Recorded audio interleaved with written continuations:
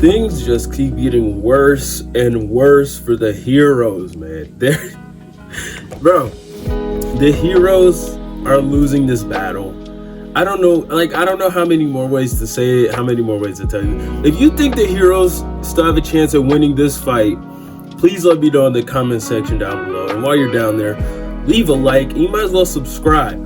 But as far as I see it, the heroes are not winning. Kurogiri being freed single-handedly changed the tide of the battle. I think, honestly, the first moment where I knew it was bad for the heroes was when AFO used the quirk erasing bullet to rewind. Or he didn't use the quirk erasing bullet specifically, but he used Ares rewind that they extracted from the bullet.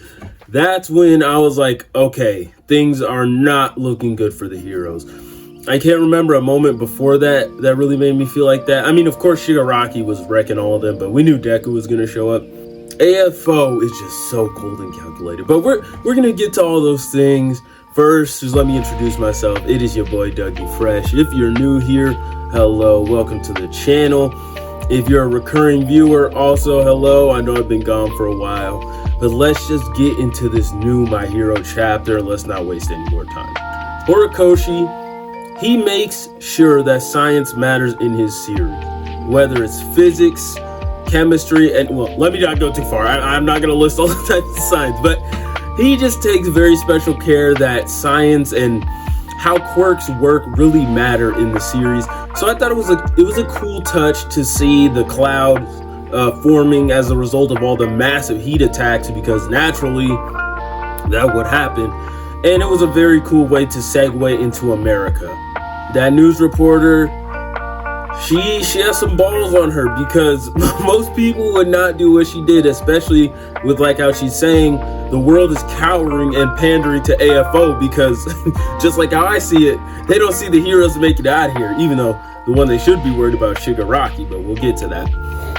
They are sitting here pandering, bending the knee to AFO, and the battle's not even over yet, which is wild, because even though the countries are like bending the knee, how do the heroes of these countries feel? Are they gonna fight back if AFO rolls up to the spot? Well, not AFO, but it's gonna be Shigaraki, but I'm just saying AFO for the sake of simplicity. If AFO rolls up to the spot, are they gonna ignore what their government is saying and doing and still fight him anyway and then get washed? Like, what? I don't know what their plan is, so it's gonna be very interesting to see if we check in with any more countries moving forward and how they're going to react to the result of this battle. Now we can get back to talking about Kurogiri. With Kurogiri being freed, the villains now have free reign to move whoever they want to wherever they want, whenever they want. Kurogiri is so incredibly dangerous because his warp gate, he can use it however he wants. It's not like AFO's quirk where he can only bring people, I think it was, he can only bring them to and away from him or something like that. Or maybe he can only bring them to him. Something very specific like that. Kurogiri does not have that weakness. And as we see, he's bringing hellfire. He's actually brought Dabi. So that, yes, he is bringing hellfire and raining it down upon the heroes. Now, at Endeavor's site, I believe it's Gunga? Is it Gunga? Either way, at the site where there's Endeavor and Hawks, Endeavor's gassed out. Hawks has no wings. He's gassed out. Jiro only has one earlobe. Tokoyami's there. Kamui Woods is there, but he only has Lacquer Chain Prison. And whatever other heroes are there. There is AFO, and this is young AFO. There's two Twice clones, and there's Dabi. That's an all-star lineup of chaos, and there's no way they're dealing with that. We'll get to Endeavor and Dabi more in a second, but man, I'm wondering if Kurogiri is just a one-time thing, because AFO said he did put the chip in the hand for him to activate, whether or not like Spinner got the recording to him or not. So I'm wondering if it's a one-time thing, or if this is if he's going to be conscious and he's going to be able to move whoever he wants wherever he wants. And we're going to have to see with that. as a result of Kurogiri being awakened, I believe we are finally going to get the awakening of the next Demon King, because now AFO has the ability to get to UA and meet Izuku for the first time, which is crazy to think about. So I'm racking my brain, and they've never met face to face. So they're finally gonna be able to meet. AFO's gonna be able to talk his shit, talk to Shigaraki and all that, and then get murked or just keep getting rewound unless he passes it off. And then Shigaraki will be able to take his place as the Demon King. So that's, AFO and Izuku interaction, give it to me. Izuku's already going through so much, and just to throw young AFO on top of that, bro, it's a wrap. It's a wrap, because he's probably going to be gassed out soon from the second user's quirk.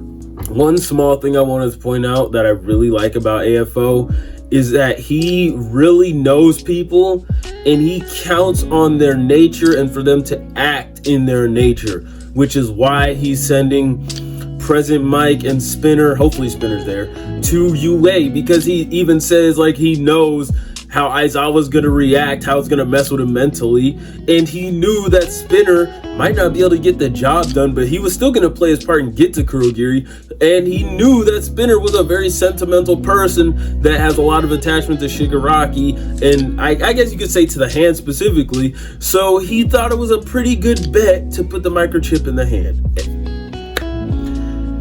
AFO, I love that man. I love that man.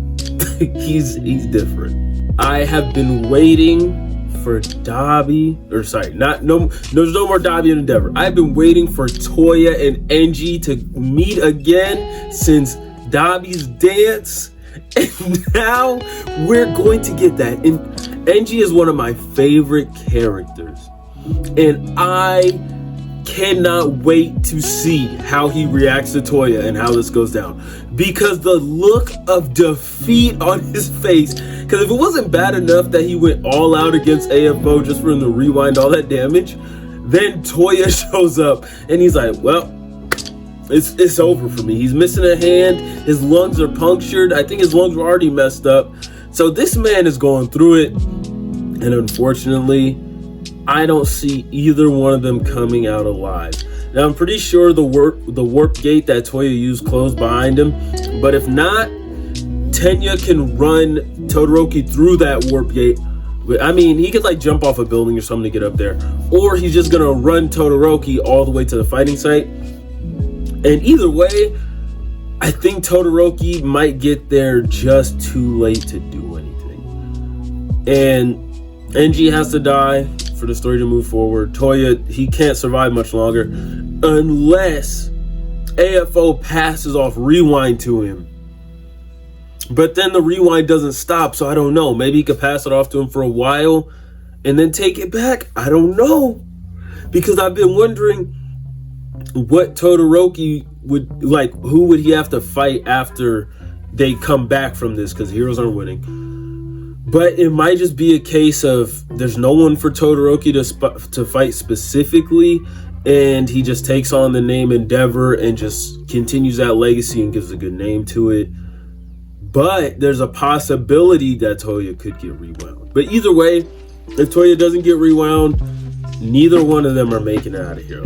And it's sad, because I love Enji.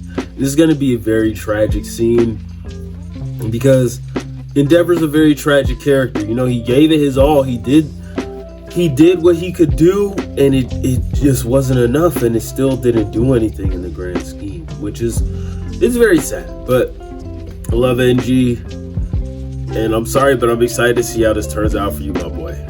Twice lives again. The sad man's parade is not over, and he has Suyu's goggle in his hand. I need to know, I hope Horikoshi leaves us on this cliffhanger and then goes like 30 minutes, or, well, not 30 minutes, this fight hasn't even been that long. If he goes maybe like 10 minutes early or 5 minutes early or something, because everything's been happening pretty quick. I know it might not seem like that because it's stretched out by chapters, but if you really think about it and go back and read, this stuff has been like that. Because from the time of Izuku traveling to UA to finally getting there, so much happened on that battlefield alone, so I can only imagine what happened on the other battlefields. There's a lot of people we got to check in on, but specifically, I need to know if Sue and Uraraka are okay. And I'm wondering if these are two Twice clones, or if one is Toga and then it's a Twice clone. But I'm pretty sure it's just two Twice clones, because I feel like she wouldn't leave that battlefield. But hey, what do I know?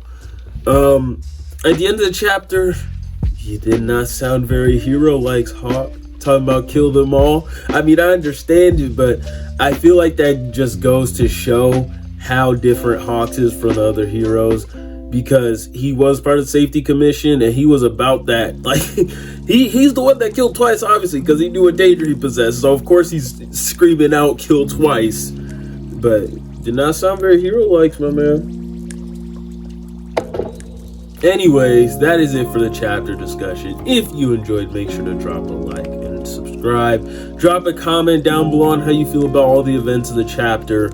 And if you see the heroes winning, how does it happen? Or you like me and you think the heroes are losing and we might get a time skip. Anyways, it has been your boy Dougie Fresh, and I'm out.